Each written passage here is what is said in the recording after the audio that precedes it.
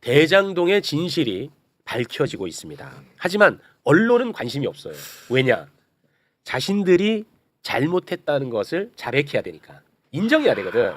아, 대장동이 얼마나 시끄러웠어. 맞아요. 난리였잖아. 진짜 토 나올 정도로 나왔잖아. 네네. 근데 그거 다 잘못했다라는 걸 인정을 해야 된단 말이야. 그러니까 언론은 쓰지 않습니다. 외면해버리는 거예요. 외면합니다. 그냥 세상에 존재하지 않는 것처럼 해요. 그러나 지금 진실의 퍼즐은 조금씩 맞춰져 가고 있습니다. 네. 간단하게 정리를 하고 가겠습니다. 이재명 성남시장 시절에 네. 성남시하고 민간이 공동으로 대장동 개발 사업을 한 거야. 아파트 짓는 거. 네. 근데 이제 그 대장동이 판교 근처라서 이게 또 아주 인기가 좋았나 봐. 예. 그런데 전임 시장은 민간에게 이 사업권을 다 넘겨주고 싶었어요. 네. 근데 이재명 시장이 들어오면서 그거를 민간 그리고 성남시 같이 해야 된다. 같이 한 거야. 아. 그 결과 성남시가 민간 업체가 챙겨갈 5,500억을 성남시가 챙기게 된 거예요. 이걸 매우 성공한 사업입니다. 네. 그런데 요것을 그동안에 어떻게 바꿨었냐? 이재명이 민간 업자에게 선거 자금을 받는 대가로, 그러니까 돈을 받는 대가로 민간 업자에게 사업권을 넘겨줬다. 됐죠? 네. 돈을 준 구조는 어떻게 짰었냐? 민간 업자들이 유동규에게 돈을 주고 유동규는 이재명의 최측근 김용, 정진상 등에게 돈을 줬다. 네. 이게 구조야. 아, 네, 네. 됐죠? 네. 잘 됐나요? 네. 증거는 없고요. 오직 증언만 존재했습니다. 자, 개발업자의 핵심 인물인 남욱 변호사가 2022년 법정에서 뭐라고 진술했는지 잠깐 한번 보겠습니다. 네. 자, 성남 도시개발공사가 설립되던 2013년 4월부터 8월까지 유동규 전 기획본부장에게 모두 3억여 원을 건넸다. 당시 유동규가 높은 분들에게 전달할 돈이라고 했고 그들을 형들이라고 지칭해 정진상, 김용으로 알고 있었다. 아, 이렇게 된 겁니다. 어허. 자, 그런데 이 남욱 변호사가 이번 정진상 재판에서 진술을 완전히 뒤집어 버립니다. 이번 재판에서? 이번 얼마 네. 전이야. 9월 19일이야. 네. 그때 남욱 변호사의 법정 진술 한번 볼까요? 완전히 바뀌는데요. 유동규가 정진상과 김용에게 돈을 전달했다는 것은 2013년 당시가 아니라 2022년 이후 수사 과정에서 검사를 통해 다 처음 들은 사실이다. 아, 이 검사한테 엄청난 증언이야. 이거는 엄청난 그렇죠. 진술이야. 네. 이게 이번 법정 진술입니다. 엄청나잖아. 네. 대한민국이 대장동으로 그렇게 시끄러웠는데 이거 왜 뉴스 안 나? 좀 엄청나죠. 네. 자, 그럼 진실은 과연 무엇일까? 진실. 퍼즐이 거의 다 맞춰졌는데요. 남욱의 5월 법정 진술을 한번 보겠습니다. 당시 유동규가 철거업자에게 빌린 돈 때문에 곤란한 상황이라고 말을 했고 돈이 필요하다는 이야기를 들은 건 분명하다. 유동규가 돈이 필요했다는 얘기입니다. 예, 네. 철거업자에게 빌린 돈 자꾸 재촉하니까 이거 차야 돼. 빨리 돈 좀 줘. 이렇게 했다는 거야. 네네네. 자, 8월 12일 남욱 변호사의 법정 진술 보겠습니다. 이것도 재밌는데요. 네. 당시 유동규가 형들이라는 표현을 쓰지 않았다. 쓰지 않았다. 옛날 이야기랑 달라지죠. 자, 그러면 여기서 이제 진실이 밝혀집니다. 아까 철거업자 얘기 나온 거 다시 한번 올려주시겠습니까? 네. 철거업자에게 유동규가 빌린 돈 때문에 곤란하니까 돈이 필요하다고 얘기했다는 거잖아. 네. 됐지? 형들이란 얘기는 없었다고 했지. 그렇죠. 됐지? 자, 그런데 이 철거업자가요. 대법원에 진술서를 제출했다고 합니다. 그 철거업자가. 그 철거업자가. 네. 이 철거업자가 대법원에 제출한 진술서 중 핵심 부분만 살펴봅니다. 당시 유동규로부터 3억 원을 전액 상환받았다. 받았다. 그럼 철거업자한테 다 간 거 아니야? 그렇잖아. 끝났잖아. 야, 이놈 자식아. 야, 이놈 자식아. 끝난 거 아니야, 임마 이제. 뭐야? 끝났어, 안 끝났어? 이거 완전히 딱 마무리되는 거 아니에요? 깔끔하게? 끝났잖아. 이런 걸 전문 용어로 똑 떨어진다고 똑 떨어지잖아. 어. 너 왜 근데 기사 이런 거 하나도 못 봤어? 죄송합니다. 대단한 이거 엄청난 뉴스야. 자, 그러면 네. 여기서 그러면 남욱은 그동안에 왜 거짓말을 했을까? 어. 5월 재판정에서 관련 이야기를 합니다. 2025년 5월. 25년? 자, 뭐라고 얘기를 하냐면 이런 큰 사건에 연루가 돼서 검사들과 정영학이 허위 사실 프레임을 짜서 자신을 주범으로 몰아놓고 모르는 내용을 제가 했다고 했다. 구속도 되고 재판을 1년 넘게 받으면서 힘들게 받았다. 솔직하게 검사들과 싸우면서 하기가 쉽지는 않았다. 여기 2025년입니다. 이거 잘못 적힌 겁니다. 2025년입니다. 네. 검사들과 싸우면서 하기가 쉽지 않았다. 됐지. 야. 이제는 뭐 다 됐지. 네. 이제 우리 김현정 의원님 나와주세요. 네. 나와. 이제 구현해 주셔야죠. 구현해 아니, 아까 주셔야죠. 제가 할 걸 다 말씀하셔가지고 구현.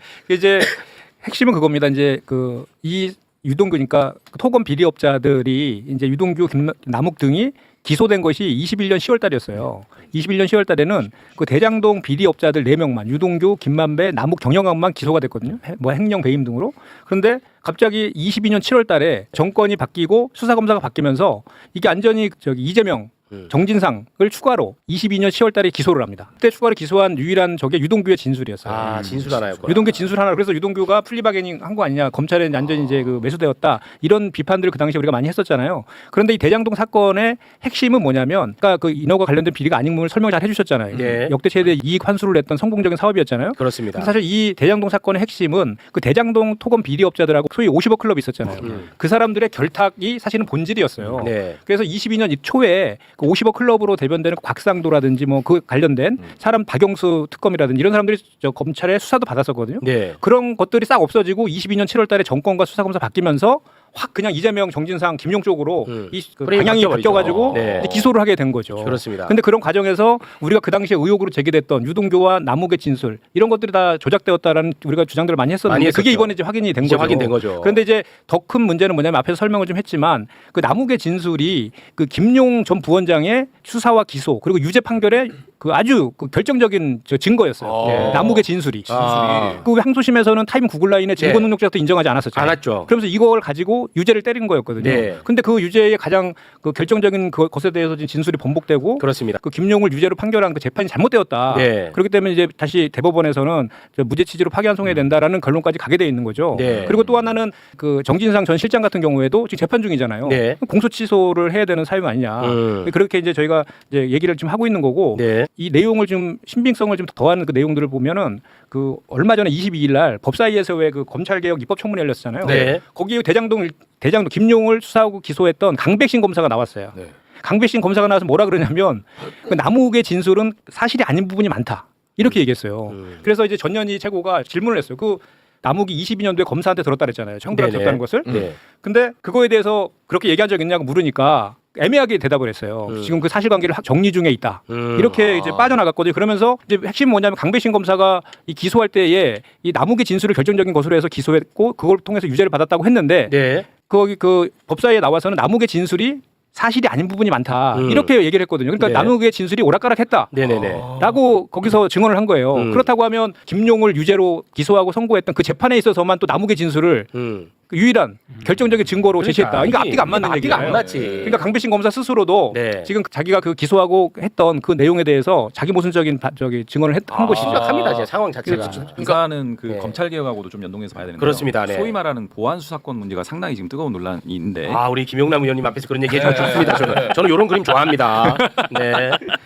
자, 보안 수사권은 정말 네. 좋아하는 분이거든요. 예, 보안 수사권 존치와 관련해서 향후에 이제 검찰로 송치된 사건에 대해서 소위 이런 경우들을 말하자면 그 속칭 사건 마사지, 진술 마사지 이런 표현들을 좀 속어로 쓰거든요. 네. 근데 말하자면 그 피의자 입장에서 혼란스러운 상황들을 악용해가지고 그렇지. 이렇게 이제 진술들을 갖다 이제 교정을 시키거나 그렇죠. 가이드를 해버려요. 네. 그렇게 되기 때문에 사실 보안 수사권이라고 하는 부분들 과정에서 그런 우려들을 또 제기를 하는 보안 수사권 존치하면 안 된다라는 측면에서 네. 그 과거의 검찰의 행태들을 봤을 때 일부라도 어떤 수사권을 남겨놓으면 네. 그런 우려들이 여전히 남아 있는 거 아니냐 이런 주장들을 하고 있고요. 이 사건은 지금 남욱 씨가 뭐냐면은 변호사입니다. 변호사입니다. 그래서 재판장이 이렇게 물어봐요. 아니 변호사인데 검사가 수사하는 과정에서 그렇게 한다고 해서 그렇게 진술하는 게 좀 납득이 잘 안 된다는 취지로 한번 판사가 다시 물어봐. 물어보거든요. 그러니까 진술이 좀 오락가락 했잖아요. 네, 그렇습니다. 남욱 씨가. 네. 그러다 보니까 어떤 진술의 신빙성이 있는지를 확인하는 차원에서 그렇게 물어보는데 네. 그거에 대해서도 다시 한번 재확인을 하면서 수사기관에서 그렇게 얘기한 부분들에 대해서 그냥 만연하게 그냥 수용하는 방식으로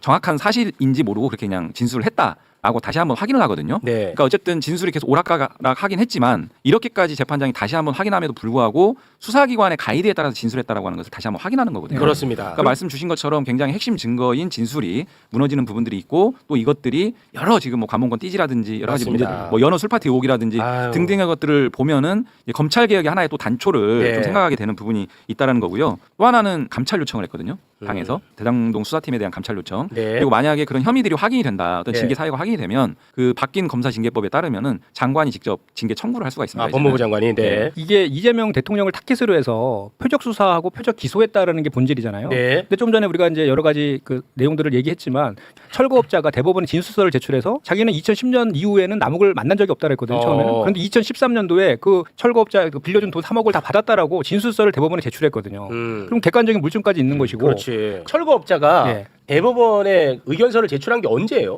최근에 냈습니다. 최근에 냈어요? 네네. 근데 그거는 그 민주당이 확인을 한 거죠. 네, 그렇습니다. 네. 그 내용도 확인하신 거고. 네네. 그다음에 그 철거업자 이야기로는 유동규를 통해서 성남시 철거 사업에 들어갈 수 있다고 약속을 받았는데 이게 좀 미뤄졌나 봐요. 그렇죠. 그래서 약속을 안 지킨 거죠. 안 지키니까 야, 예. 돈 내놔. 그렇죠. 이렇게 했던 네네. 건가 봐요. 근데 사실 그때 막 유동규가 평상시에 그 생활 습관이 막 그 뭐 술집 가면 팁으로 막 1,000만 원씩 현금으로 주고 막 여자친구한테 고급 외제차 사주고 그런 얘기 많았죠. 펑펑 쓰고 막 이랬다는 것도 멋있게 살았네. 아니 근데 어쨌든 좀 전에 말했던 그 철거업자의 그 진술서도 있고 또 당시 수사와 기소를 했던 강배신 검사가 법사에 나와서 증언한 내용을 보면 그 결정적인 증거였다는 게 흔들렸잖아요. 그렇습니다. 흔들렸기 때문에 이거는 명백한 검찰의 조작 수사에 예. 터잡은 조작 기소였다라고 네. 볼 수밖에 없는 정황인 거죠. 그렇습니다. 이거 굉장히 심각한 문제야. 대한민국 대선을 흔들었던 사건 아닙니까? 그렇습니다. 네. 근데 이상하게 언론은 어떻게 그 성격들이 다 똑같아? 한 번 관심 동시에 있고 한 번 동시에 또 관심이 없고. 그러니까요. 난 거 참 신기합니다. 이럴 때는 되게 관심이 아예 없어. 그러니까 언론이 또 아예 안 다루니까 매불쇼를 좋아하는 분들조차도 이게 뭔가 동떨어져 있는 듯한 이슈로 받아들이는 것 같아. 그리고 그때 이제 항소심 선고할 때 그게 다 무죄가 나올 줄 알았어요. 타임 구글라인이 새로운 증거가 명백한 증거가 나왔기 때문에 그 타임 구글라인이 박근혜 국정농단 때에는 그 증거로 채택이 됐었잖아요. 근데 이번에 당연히 증거로 채택이 되면 그 돈을 줬다는 유언홀딩스 그 시간과 장소에 그 김용 전 부원장이 없다는 게 명확하거든요. 채택이 명확합니다. 있었다는 게. 네. 근데 그거를 증거로 채택을 안 하면서 네. 법정 구속을 시켜버리더라고요. 그렇습니다. 검찰이 구글 타임라인을 증거로 채택한 경우가 엄청나게 많았어요. 그럼요. 예. 이런 거 보면은 우리 검사님은 왜 화가 안 나요? 아니 그 항소심 재판부에서 증거 채택을 안 했다며. 아니 그러니까 그 왜 화가 안 나냐고. 네? 왜 화가 안 나요? 아니 난 그게 궁금해. 왜 화가 안 나? 아니 왜- 솔직히 내가 신문 4개 정도 보는데 네. 나 그 기사를 못 봤어. 이게 문제야. 언론도 이게 문제야, 진짜. 이거 진짜 문제인데. 그러니까. 더 문제는 내 이거는 진짜 뭐두 분한테 좀 해당하는 없긴 하지만 아니 민주당이라도 좀 이거를 이 붕업 시켜야 돼요. 제가 그래서 원내 대변인 논평으로 어제 봤더니 한 12명 보더라. 12명. 아 진짜. 한 12명 보더라고. 12명. 내가 그래 너무 속상해가지고 오늘 저희가 모셨습니다. 네. 근데 그래도 기자들이- 민주당 정치검찰 그 조작기소 대응 특위에서 네. 기자회견도 하고 거기도 기자회견 했어요. 네, 그나마 이제 이 정도 기사가 난 거예요. 맞습니다. 네. 근데 기자들이 자기들이 쓴 지금까지 기사 내용을 다 뒤집어야 되거든요. 완전 뒤집어야지. 못 쓰죠 그거. 그렇죠. 예. 김용남도 그동안의 발언 다 뒤집어야 돼. 근데 이제 내가 뭘 발언을 했는데. 이 관련해 가지고 어제 한동훈 전 대표가 또 SNS에다가 기가 막힌 글을 올려가지고 요새 치킨 배달 열심히 하는데. 그래요? 치킨 치킨 배달하고 있어요. 네, 치킨 배달하고 있어요. 뭐 한동훈 얘기할 시간이 없어요.